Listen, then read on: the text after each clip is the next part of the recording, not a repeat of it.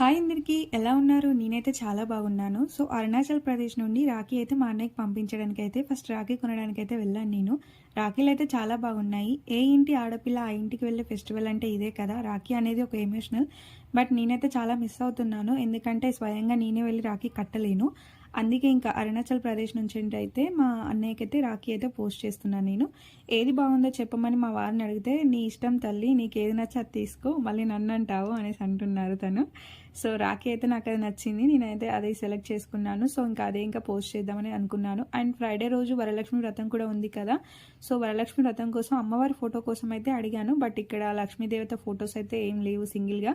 ఇందులో ఒకటి దొరికింది. బట్ అందులో గణేష్ భగవాన్ కూడా ఉన్నాడు. బట్ పర్లేదు ఇచ్చేసేయండి అని చెప్పేసాను. ఇంకా ఫోటో అండ్ రాఖీ ఇంకా తీసుకొని అయితే ఇంటికైతే వచ్చేసాము.